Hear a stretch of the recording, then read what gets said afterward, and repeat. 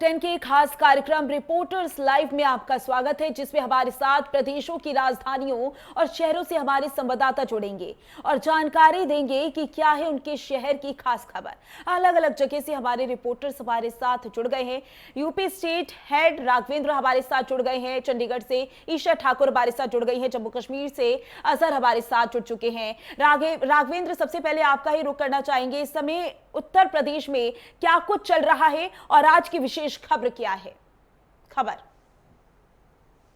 बिल्कुल बिल्कुल माधुरी, अगर उत्तर प्रदेश की बात करें तो जिस तरह से कल योगी कैबिनेट में हर घर तिरंगा यात्रा को लेकर के बजट सैंक्शन किया गया कि बजट के माध्यम से तिरंगा खरीदकर हर घरों में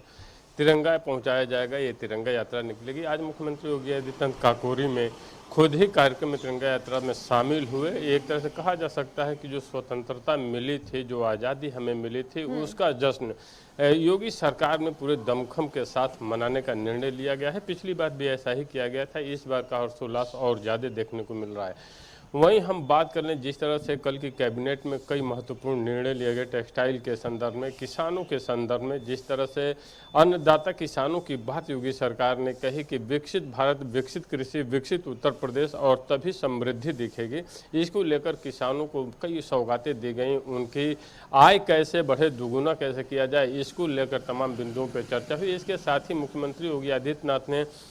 एक अहम बैठक की थी जिसमें प्रदेश के सारे प्रमुख सचिव सम्मिलित थे, केंद्रीय मंत्री सम्मिलित थे और उसमें बाढ़ को लेकर के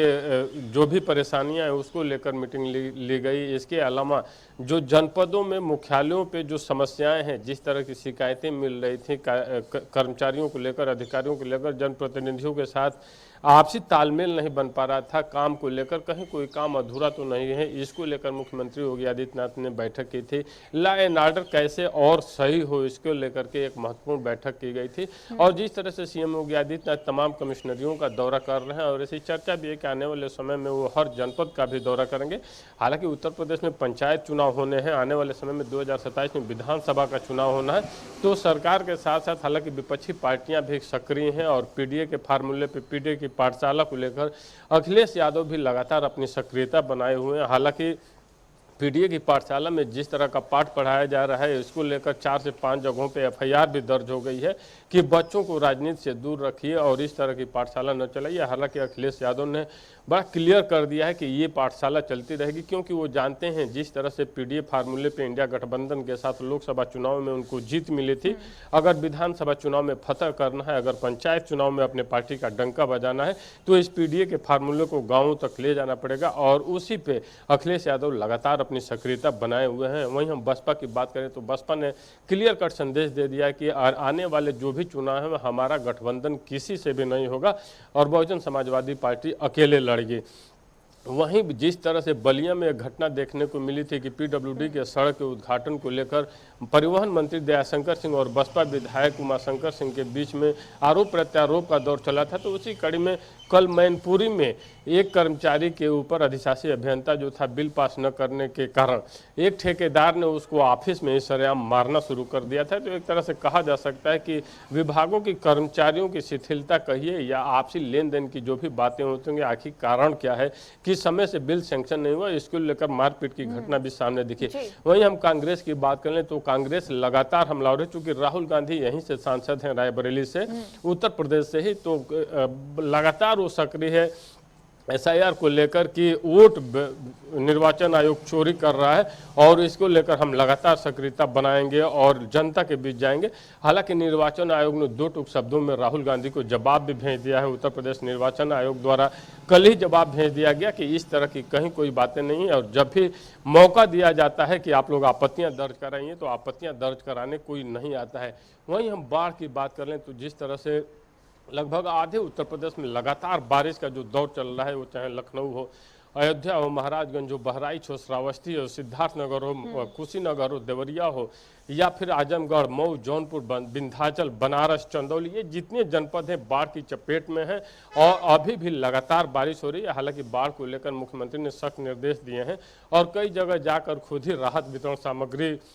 उन्होंने अपने हाथों बिल्कुल से घाटी थी और राघवेंद्र, बाढ़ अधिकारियों को को लेकर सख्त लगातार निर्देश दिया गया निरीक्षण है। भी किया जा रहा है और जितने भी लोग बाढ़ से प्रभावित हैं उन्हें राहत सामग्री भी वितरित की जा रही है। ईशा ठाकुर, आपका रुख करेंगे, आज क्या कुछ विशेष खबरें रहने वाली हैं? देखिए, सबसे पहले तो मौसम की बात करना चाहूँगी। यहाँ पर मौसम विभाग की तरफ से पंजाब, हरियाणा और चंडीगढ़ की बात करें तो यहाँ पर बारिश का अलर्ट जारी किया गया है। हालांकि इस वक्त अभी ताज़ा हालात की बात करें तो इस वक्त मौसम बिल्कुल साफ़ है, लेकिन मौसम विभाग की तरफ से सावधानी बरतने के दिशा निर्देश यहाँ पर जारी किए गए हैं। और जिस तरीके से हिमाचल प्रदेश के ऊपरी इलाकों में लगातार बारिश हो रही है, भूस्खलन हो रहा है और साथ ही साथ बादल फटने की जो घटनाएं वहाँ पर हो रही हैं, उसका असर भी मैदानी इलाकों में जो साथ लगते राज्य हैं हरियाणा और पंजाब, वहाँ देखने को मिल रहा है। घग्गर नदी जो कि हरियाणा में बहती है और हिमाचल प्रदेश का जो पानी है वो घग्गर दरिया में आता है, तो घग्गर नदी का जो जलस्तर है वो बहुत ज़्यादा बढ़ गया है और इससे कहीं ना कहीं हरियाणा और पंजाब के कुछ हिस्सों में बाढ़ का खतरा मंडराता हुआ नजर आ रहा है। इसके अलावा ब्यास नदी में जो पोंग बांध बनाया गया है उसके गेट भी खोले गए हैं, उससे भी ब्यास नदी में पानी छोड़ा गया है और साथ ही साथ प्रशासन की तरफ से भी लोगों को अलर्ट कर दिया गया है कि ब्यास नदी के किनारे जो हिमाचल प्रदेश और पंजाब के लोग रहते हैं वो सतर्क रहें और जल्द से जल्द जो एरिया है उसे खाली कर दे। इस वक्त पहाड़ों की अगर बात करें, हिमाचल प्रदेश और उत्तराखंड में भारी तबाही देखने को मिल रही है इस बरसात में, तो वहीं इसका असर मैदानी इलाकों में भी देखने को मिल रहा है। बाढ़ का खतरा पंजाब में बढ़ गया है और हरियाणा में भी, और हाई अलर्ट पर यहाँ पर दोनों ही राज्य को रख दिया गया है क्योंकि पहाड़ों में लगातार बारिश हो रही है और 5 दिनों के लिए यहाँ पर बारिश का भी अलर्ट है। इसके साथ ही देखिए, पंजाब सरकार को पंजाब हरियाणा हाईकोर्ट से एक बहुत बड़ा झटका यहाँ पर लगा है। मान सरकार को लैंड पूलिंग पॉलिसी जो लेकर आई थी और विपक्ष चाहे कांग्रेस की बात करे या भाजपा की बात करे, बीजेपी ने भी इसको लेकर लगातार विरोध किया था कि किसानों की जो जमीन है वो हड़प कर जो दिल्ली के बिल्डर्स हैं, बड़े नामी बिल्डर्स हैं, उन्हें आम आदमी पार्टी देना चाहती है। तो ऐसे में ये जो मामला है, जनहित याचिका लगाई गई थी पंजाब हरियाणा हाई कोर्ट में, जिसमें सुनवाई करते हुए अगले आदेश तक रोक लगा दी है लैंड पूलिंग पॉलिसी को। तो अब सरकार जिस तरीके से लगातार तर्क दे रही है कि अगर किसानों की भूमि भी अधिकृत की जाती है तो उन्हें जो मुआवजा है वो दिया जाएगा, लेकिन चाहे विपक्ष हो या किसान हो लगातार हमलावर है मान सरकार पर। उनका कहना है कि जो भूमि है वो अधिग्रहण करके जो औने पौने दाम में अधिकृत की जाएगी और साथ ही साथ इसे जो है बड़े नामी बिल्डर्स को दिया जाएगा जिनके आम आदमी पार्टी के साथ अच्छे संबंध है। इस तरीके के आरोप है, लेकिन एक तगड़ा झटका हाईकोर्ट से भी यहाँ पर लगा है। विपक्ष तो घेरता नजर आ रहा था, लेकिन हाईकोर्ट ने भी तगड़ा झटका यहाँ पर दिया है। इसके अलावा अगर हम बात करें सीआईएसएफ की, तो सीआईएसएफ के जो अधिकारी हैं वो 11 और 12 अगस्त को पंजाब के दौरे पर रहेंगे। इस दौरान जो नंगल डैम है उसका दौरा वो करेंगे, क्योंकि बीबीएमबी की बात करें, भाखड़ा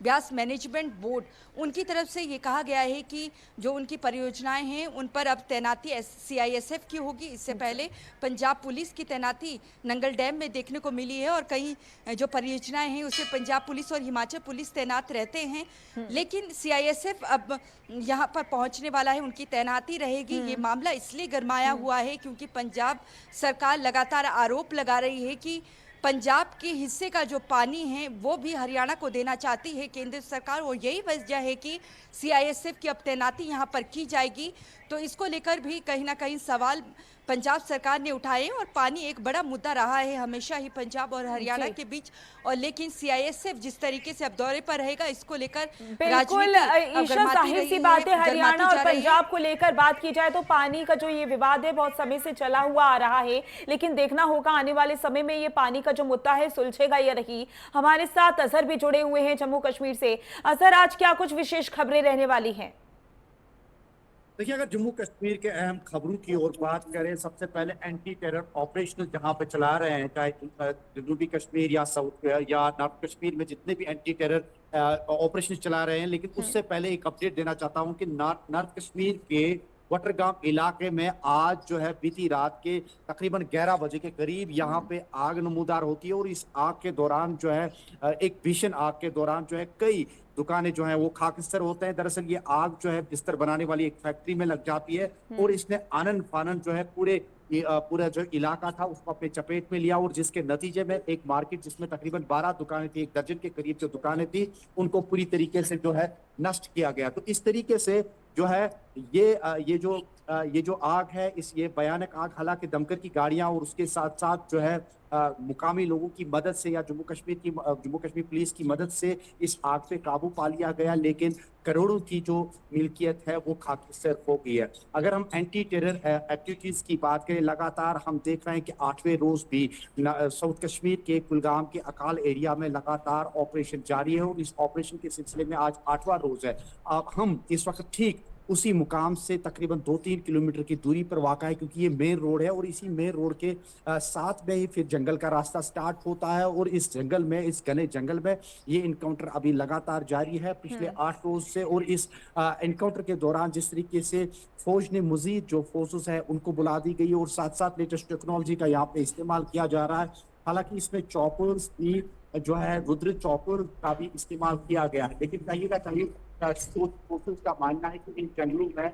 जो है लश्कर तोयबा का एक बड़ा ग्रुप जो है वो फंसा हुआ है। काफी सारे जगहों पे जो है फायरिंग की आवाजें जो है के सुनाई दी, लेकिन बीती रात जो गनगरज की आवाज से पूरा इलाका जो है दह गया है। ये एक एंटी टेरर ऑपरेशन था। और दूसरे एंटी टेरर ऑपरेशन की अगर हम बात करें,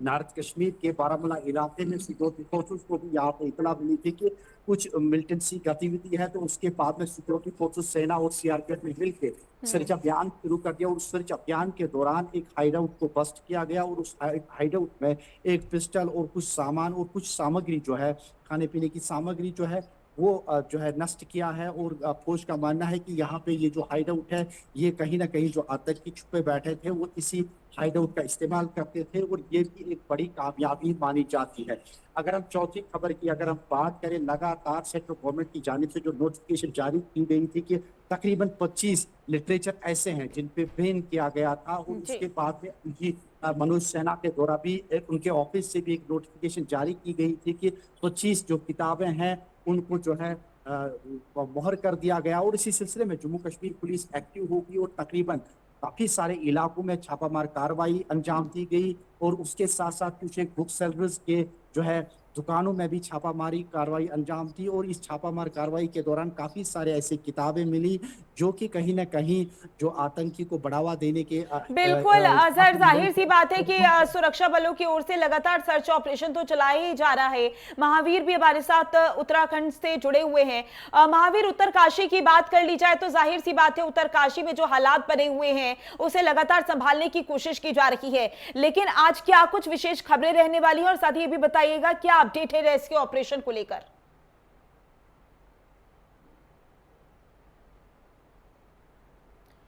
तो महावीर, आप मुझे सुन पा रहे हैं? जी जी जी महावीर, उत्तरकाशी में आज क्या कुछ रहने वाला है, रेस्क्यू ऑपरेशन कहां तक पहुंचा है, क्या अपडेट?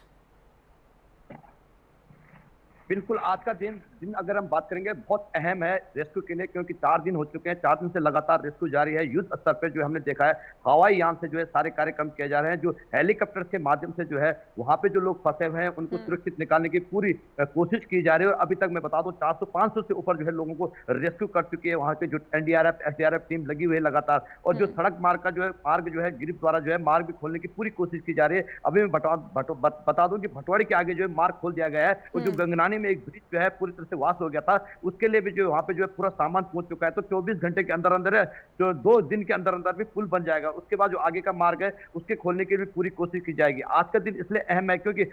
कल तक जो मौसम साफ था और आज भी थोड़ा मौसम दिख रहा है, भले जो है आसमान में बादल छाए हुए हैं, मगर जो रेस्क्यू टीम पे इस समय कोई दिक्कत नहीं आ रही, और लगातार रेस्क्यू चल रहा है। जो लोग ऊपर फंसे हुए हैं उनको सुरक्षित स्थानों मातली में पहुंचाया जा रहा है। और जो देहरादून, बिल्कुल महावीर, जाहिर सी बात है लोगों का रेस्क्यू ऑपरेशन किया जा रहा है। बहुत बहुत शुक्रिया ज्यादा जानकारी के लिए।